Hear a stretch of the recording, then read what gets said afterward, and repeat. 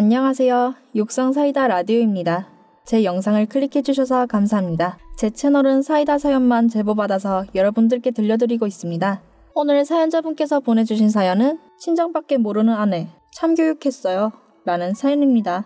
안녕하세요 여러분. 이런 곳에 사연을 보내는 것은 처음인데 어색하기도 하고 그렇다고 어디 가서 할 이야기도 아니라 익명을 빌려서 이렇게 이야기해봅니다. 저는 직장에 다니고 있는 남성입니다. 얼마 전 아내와 이혼 절차를 마치고 지금은 홀로 생활을 하고 있습니다. 저와 아내가 만난 건 대학교에서 캠퍼스 커플로 만나 오랜 교제 끝에 결혼에 골인한 케이스인데 모쏠의 어리버리한 저를 잘 챙겨주고 이런 저를 온전하게 사랑해주는 그런 아내의 선한 모습에 반해서 프로포즈를 했고 그렇게 결혼을 하고 행복한 결혼 생활을 시작했는데 결말이 이렇게 불행하게 끝날 줄 몰랐습니다. 저희 아내는 친정의 장인어른과 장모님 모두 살아계셨고 저는 아버지가 일찍 돌아가신 탓에 홀어머니 아래 자랐어요. 그렇지만 그런 저를 처가 식구들은 잘 챙겨주셔서 결혼했는데 결혼 생활을 시작하면서부터 정말 어이가 없는 말을 들어서 얼빠진 표정을 짓게 되었습니다. 요즘 세상에도 이런 게 있나 싶었는데 예단을 어마어마하게 요구하면서 여러 가지를 부탁하기 시작하더라고요. 보통 남자가 집을 마련해 오잖아요. 그냥 집이면 모르겠는데 전 밟아보지도 못했던 강남의 땅, 그리고 아파트 한 채. 거기다가 뭐 이것저것 해와야지 않겠냐 하시면서 아내 가구는 다 채워준다고 하시더라고요. 그래서 일단 집은 마련해 가기로 했는데 몇십억 하는 아파트를 한 채 마련하니까 정말 저희 집이 희청하더라고요. 그래도 행복한 결혼 생활을 기대하면서 꾹꾹 참고 있었습니다. 그렇지만 이게 끝이 아니었어요. 아내 가구를 다 채운다는 명목과 새로 인테리어를 해주겠답시고 장인어른과 장모님께서 자꾸 집에 들락날락 하셔서 개인 공간과 혼자 있는 시간을 중요시하는 저는 너무 불편하고 부담스러워서 견디지를 못하겠더라고요. 그래서 이런 문제는 아내와 상의하는 게 좋을 것 같다라는 판단하에 아내와 진지하게 얘기를 해보았는데 아내의 생각이 더욱 충격적이라서 말을 이어나갈 수가 없겠더라고요. 아내가 어떻게 받아들였던 간에 저는 짜증내는 말투도 아니었고 그냥 어떠냐 이렇게 물어보았는데 갑자기 자리를 박차고 일어나서 엄청 소리를 지르는데 웬 미친년이 우리 집에 왔나 싶더라고요. 우리 엄마 아빠가 짜증나? 그럼 오빠네 엄마 오라고 하던가. 좋은 일 해주시는데 왜 짜증내고 난리야? 그럼 가구 오빠가 다 해줄 거야? 그럴 것도 아니잖아. 이러면서 소리를 빽빽 지르더라고요. 사실 가구를 제가 다 해줄 건 아니라서 할 말이 없어서 그냥 싸우지 말자고 하며 아내와 대화를 그냥 끝내버렸어요. 그리고 다음날에도 어김없이 처가에서 장인어른과 장모님이 찾아오셨는데 저를 부르시더니 제 아내에게 동생이 한 명 있는데 동생이 저희 집에서 함께 지내도 괜찮겠냐고 저에게 물어보시더라고요. 사실 묻는 게 아니라 거의 반강제로 이렇게 할 거다 이런 식으로 말하셨으니 통보라고 해도 되겠네요.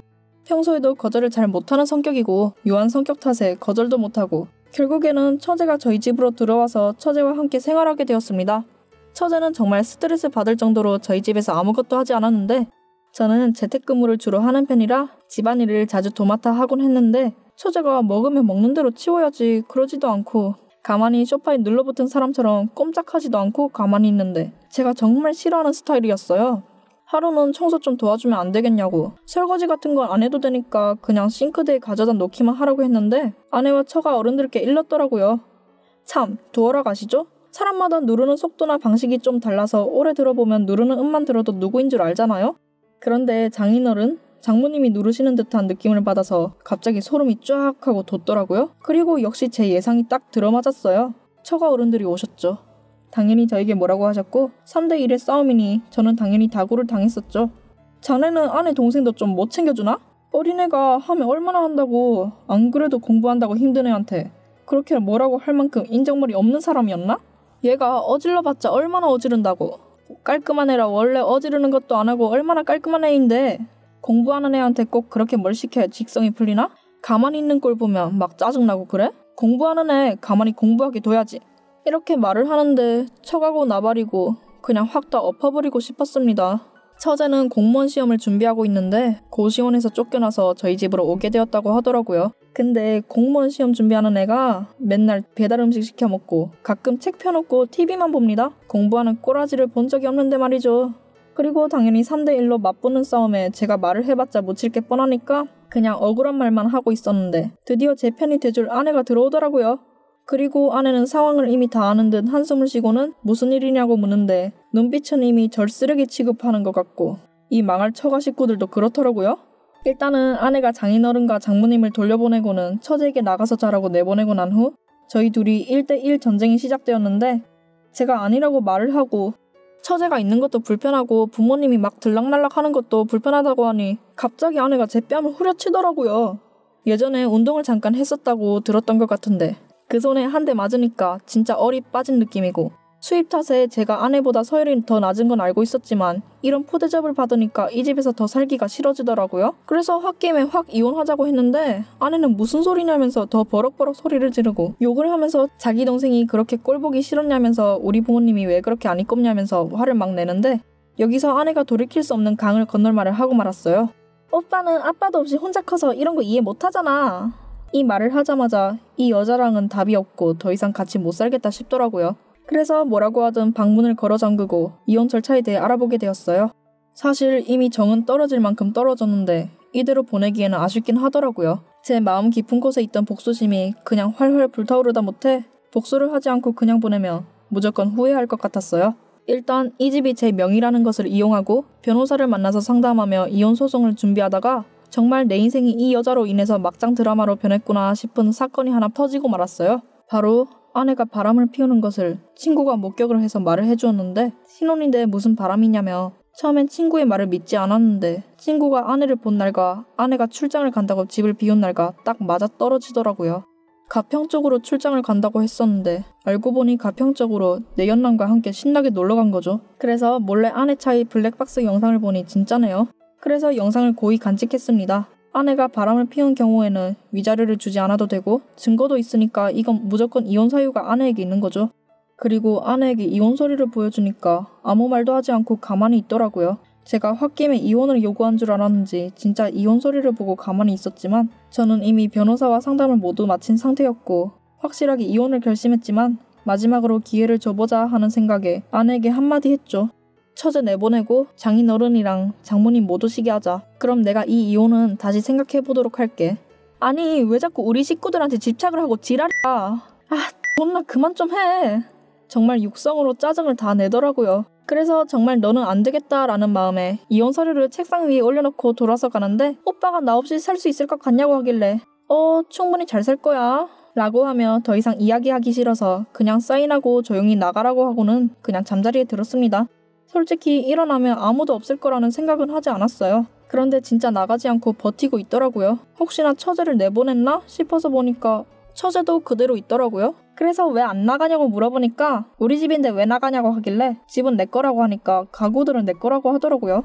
그래서 이 여자가 미쳤나 싶어서 아내가 출근하자마자 용달을 불러서 처제가 보는 앞에서 가구들을 처가로 다 보내고 처제 보고 나가라고 이제 너네 언니 물건 하나도 없다고 그랬더니 바로 처가에서 전화가 와서 차단하고 짜장면 하나 시켜서 먹다가 급하게 들어온 아내한테 이혼 서류 사인하라고 왔냐고 하니까 먹던 짜장면 그릇을 바로 던져버리더라고요. 너무 화가 나서 이혼 좀 제발 하자고 소리 지르니까 이혼하자고 위자료 줄 준비나 하라고 하더라고요. 웬걸? 그래서 출장 간다고 하고 바람 피우러 갔던 블랙박스 영상의 소리를 들려주며 씩 웃으면서 말을 했죠. 위자료는 무슨 개뿔? 너나 준비해. 법원에서 보자.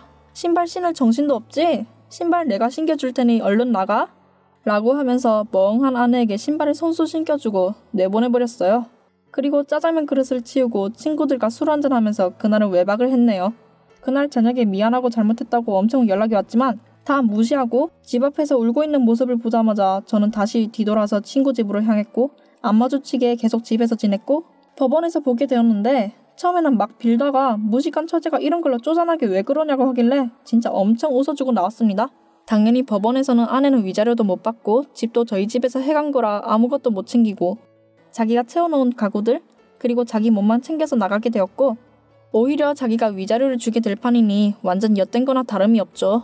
지금은 신혼집이었던 아파트를 팔고 지방에서 어머니와 둘이 행복하게 살고 있는데 종종 만나는 대학 동기들의 말을 들어보니까 전 아내는 그 후로 맨정신이 아니라 당연히 직장일도 잘 못해서 해고돼서 실업급여를 받으며 간신히 살고 있다고 하더라고요. 그리고 전 처제는 공부도 하지 않았으니 당연히 공무원 시험을 제대로 봤을 리 없고 더 웃긴 건 전 아내가 돈을 많이 버니까 장인어른도 일을 안 하신다고 하시던데 이제 전 아내가 직장도 잘렸고 어떻게 살아가려나 궁금하긴 궁금하네요. 자기 가족만 챙기다가 모든 걸 잃어보니 알겠지만 이기적이게 자기 가족만 챙겨가며 살면 안 된다는 걸 알았기를. 다른 남자 만나면 다시는 그러지 않거나 저처럼 불쌍한 남자가 하나 더 늘지 않게 남자를 만나지 않는 것도 좋은 방법인 것 같다는 생각이 드네요. 이 이야기 하니까 오랜만에 전 아내가 대차게 집어던진 짜장면이 생각나서 짜장면이 먹고 싶기도 하고, 그때 생각을 하면 치가 떨려서 후회를 해본 적은 단 한 번도 없고 오히려 복수도 하고 어머니와 행복한 나날을 보낼 수 있어서 엄청 행복하게 잘 지내고 있답니다. 오늘은 짜장면이 생각나니 저녁에는 어머니와 짜장면 시켜 먹으면서 이런저런 이야기를 나눠야겠네요. 이야기 들어주셔서 다들 감사드려요. 라고 사연을 보내주셨습니다. 사연을 들으시고 이번 사연 후기를 긍정적으로 댓글 남겨주시면 사연자분께 더욱 많은 힘이 될 것 같아요. 시청해주셔서 감사드리고 제 영상이 마음에 드셨다면 구독과 좋아요, 알림 설정까지 부탁드립니다. 감사합니다.